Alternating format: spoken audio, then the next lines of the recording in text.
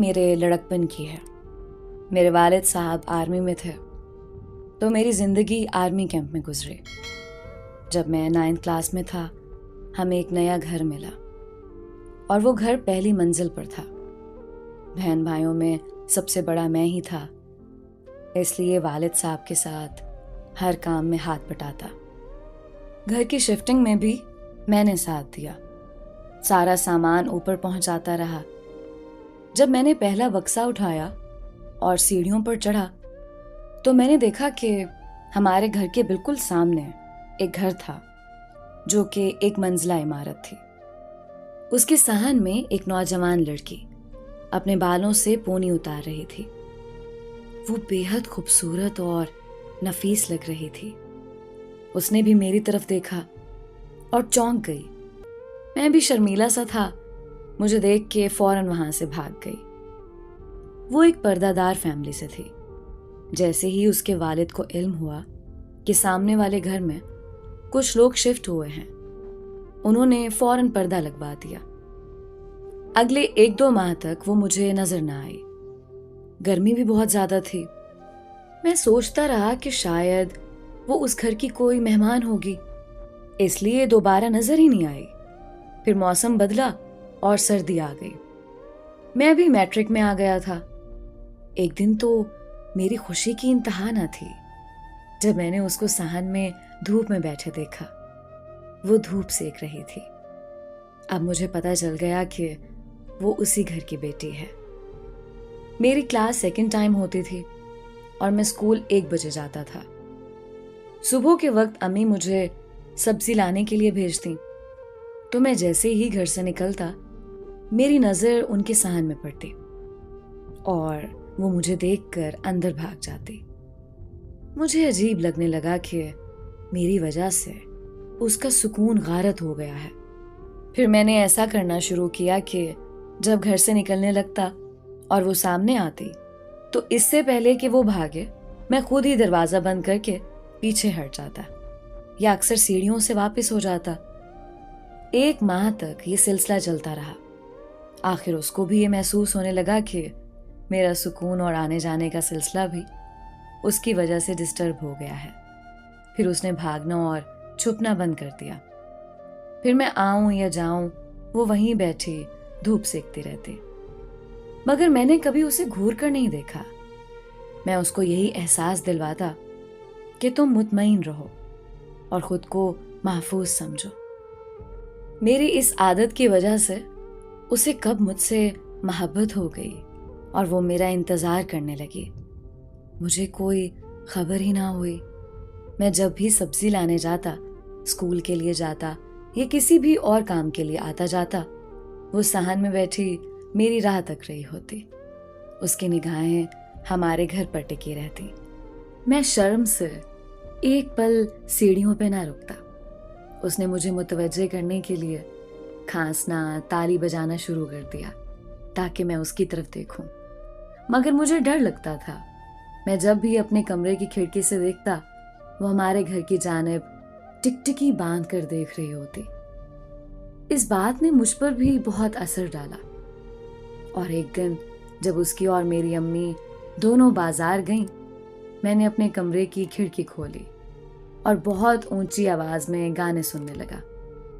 मुझे अभी भी याद है कि मैंने अपना पसंदीदा गाना किसी के इश्क में खुद को मिटा लूं, हो नहीं सकता लगा दिया और साथ ही उसको मुस्कुरा कर देखने भी लगा।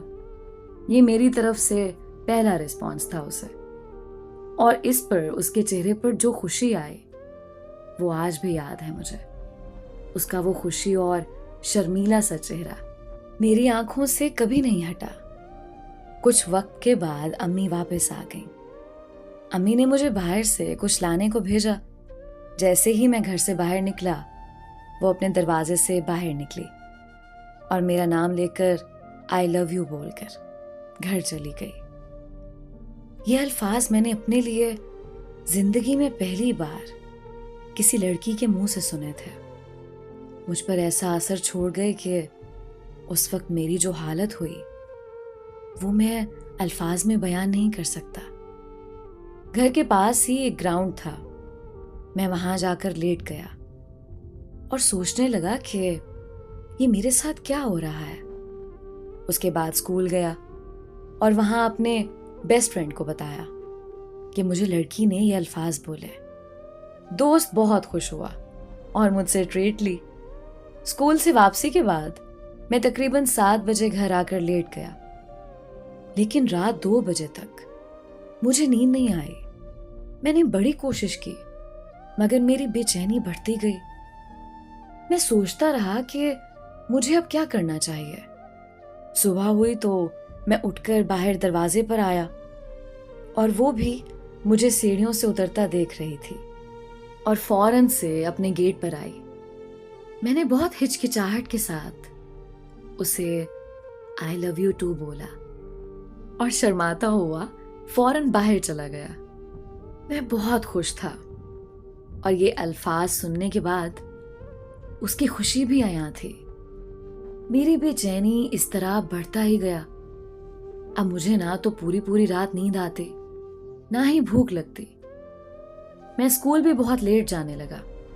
रोज नए नए गाने सुनता, जवानी का नया नया इश्क जो सवार था सर पर। रोजाना एक दूसरे को देखना शुरू कर दिया और मोहब्बत में इजाफा होता गया। उस टाइम हमारे पास फोन तो था नहीं कि एक दूसरे से बात करते, तो बस एक दूसरे को देखकर इशारों में बात करके गुजारा होता रहता। एक दिन उसने मुझे घर की बैक साइड पर बुलाया और बातें करने लगी। उसने मुझसे शिकवा किया कि तुम बहुत कम नजर आते हो, मेरी आंखों के सामने रहा करो ना। मैंने भी वादा किया कि अब तुम्हें जरूर नजर आऊंगा। हाय, वो मुलाकात हमारी पहली और आखिरी मुलाकात थी। जिस तरह से हम एक दूसरे से शर्मा रहे थे और एक दूसरे को अपनी आंखों के जरिए एक दूसरे की अहमियत और प्यार जता रहे थे, उसके बाद हमारी मोहब्बत में इजाफा होता चला गया। मेरा खाना पीना, नींद, स्कूल छूट गया।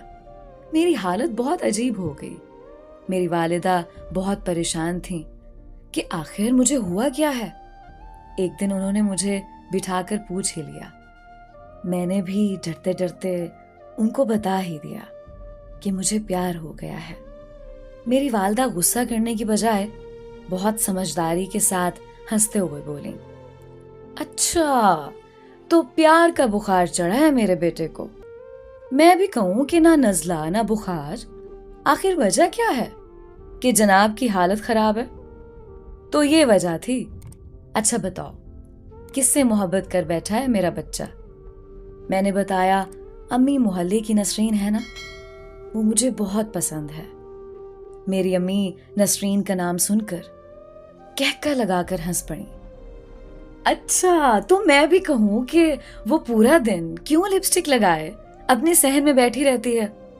अच्छा तो वो तुम्हारे लिए बैठती है, यानी मेरा बेटा इतना बड़ा हो गया है कि अब उसके लिए लड़कियां इंतजार करती हैं। ये बात करके वो अचानक से संजीदा हो गई और मुझे समझाते हुए बोली, बेटा वो तुमसे बहुत बड़ी है, उस बेवकूफ को तो कोई अकल नहीं है, तो तुम ही अक्ल करो।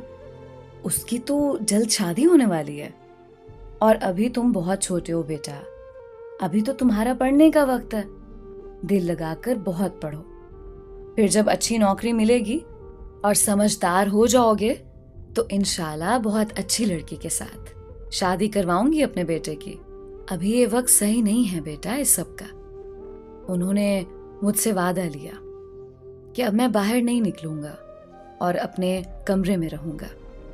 स्कूल के लिए भी बाहर नहीं जाऊंगा क्योंकि हम इस मोहल्ले में सिर्फ 1 साल के लिए आए थे और अब हमने 3 दिन बाद ये मोहल्ला छोड़ देना था।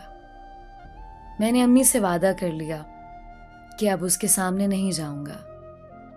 बस फिर वो 3 दिन मैंने और उसने कैसे गुजारे ये सिर्फ हम जानते हैं। मैं उसको अपने कमरे की खिड़की से छुप कर देखता। वो बेचारी मुंतजिर नजरों से हमारे घर की तरफ देखती रहती। मैं उसकी बेबसी देख रहा होता। सारा सारा दिन वो सहन में खड़ी टहलती रहती। शिफ्टिंग का दिन आया।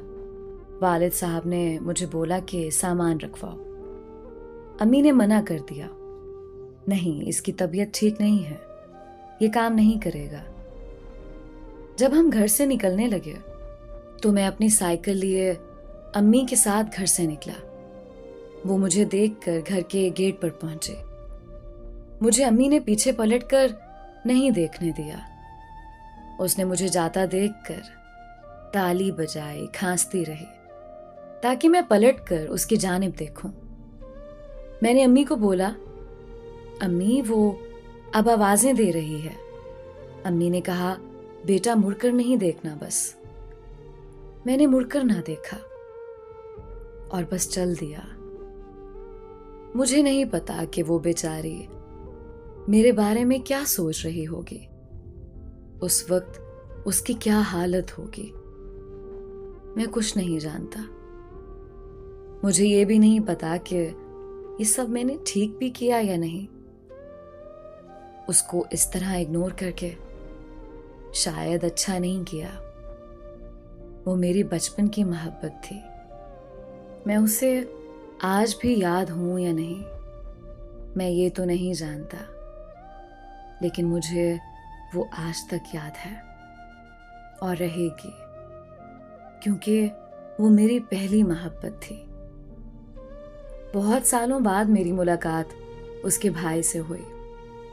मैंने घर के हाल अहवाल पूछे तो उसने बातों बातों में सब बताया कि बाजी की शादी हो गई है और उनके 3 बच्चे भी हैं। मुझे सुन के खुशी भी हुई और उदासी भी हुई।